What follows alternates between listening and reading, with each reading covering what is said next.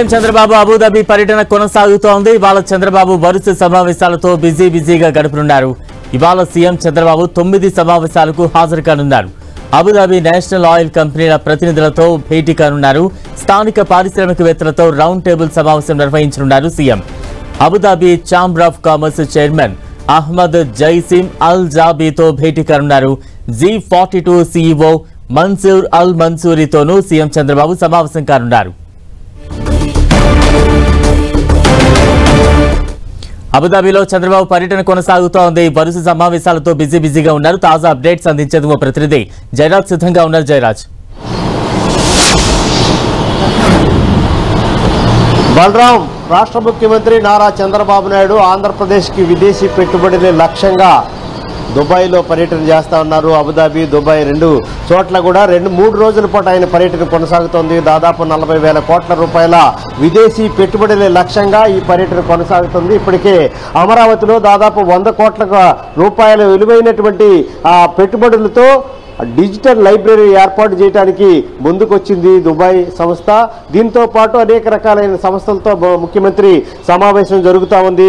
ముఖ్యంగా విదేశీ పెట్టుబడుల లక్ష్యంగా దుబాయ్లో ప్రముఖ ఇండస్ట్రియలిస్టులు, అదేవిధంగా వ్యాపారవేత్తలు, తెలుగు డయాస్పోరా ప్రతినిధులతో ముఖ్యమంత్రి సమావేశాలు కొనసాగుతూ ఉన్నాయి.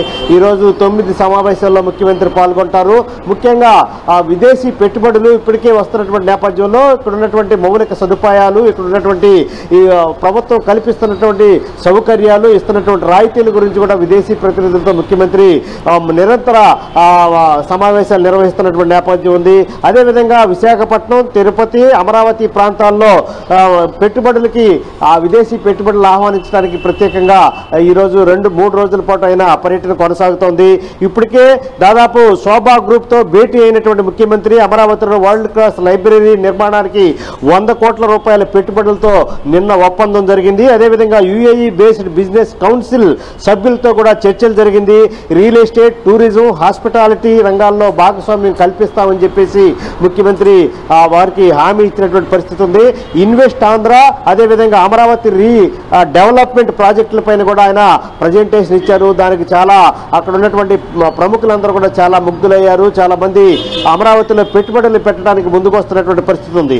అదేవిధంగా రియల్ ఎస్టేట్, ఇన్ఫ్రా ప్రాజెక్టులు, green field industries, tourism, hotel management, education, skill development మీద పెట్టుబడులు పెట్టడానికి దాదాపు 40,000 కోట్ల రూపాయలకు పైగా పెట్టుబడులు పెట్టడానికి అబుదాబి, అదేవిధంగా దుబాయ్లో ఉన్నటువంటి ప్రముఖ పారిశ్రామికవేత్తలందరూ కూడా ముందుకు వస్తున్నటువంటి నేపథ్యం ఉంది.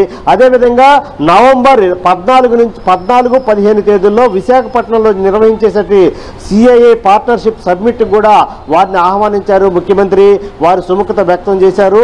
అదేవిధంగా ప్రముఖ ఇన్వెస్టర్లు కూడా రావడానికి ముందుకు వస్తా ఉన్నారు అమరావతిలో. అదేవిధంగా విశాఖపట్నంలో ఇప్పటికే గూగుల్ వస్తున్నటువంటి నేపథ్యంలో ఇక్కడ ఉన్నటువంటి విదేశాల్లో ఉన్న ప్రముఖ సంస్థలన్నీ పెట్టుబడులు పెట్టడానికి వస్తున్నటువంటి నేపథ్యంలో గత 16 నెలలుగా అమరావతి రాజధాని నిర్మాణం, ఇక్కడికి వస్తున్నటువంటి సంస్థలు, అదేవిధంగా గూగుల్తో చేసుకున్నటువంటి ఒప్పందం నేపథ్యంలో అటు లల్లు గ్రూప్తో కానీ మిగతా సంస్థలతో కానీ ఇప్పటివరకు చేసుకున్నటువంటి నేపథ్యంలో ఒప్పందాలు చేసుకున్న నేపథ్యంలో ఈ సంస్థలన్నీ కూడా అమరావతికి రావాలని చెప్పేసి ముఖ్యమంత్రి వారందరూ కూడా ఆహ్వానిస్తా ఉన్నారు. ఈజ్ ఆఫ్ డూయింగ్ బిజినెస్ లో భాగంగా ఆంధ్రప్రదేశ్ స్థానం, పాలసీల స్థిరత్వం, పారదర్శకత పైన కూడా ముఖ్యమంత్రి వారందరూ కూడా వివరించారు. దుబాయ్ పర్యటన ద్వారా 100 కోట్లకు పైగా పెట్టుబడులు ఖరారైనట్లుగా అధికారికంగా ప్రభుత్వం ఇప్పటికే ప్రకటించినటువంటి పరిస్థితి ఉంది. మరికొన్ని సంస్థలతో కూడా MOUలు కుదుర్చుకుంటున్నారు. దీనికి సంబంధించి ఈ రోజు రేపటిలో స్పష్టత వచ్చే అవకాశం ఉంది. Balaram. Right, thank you Jayaraj.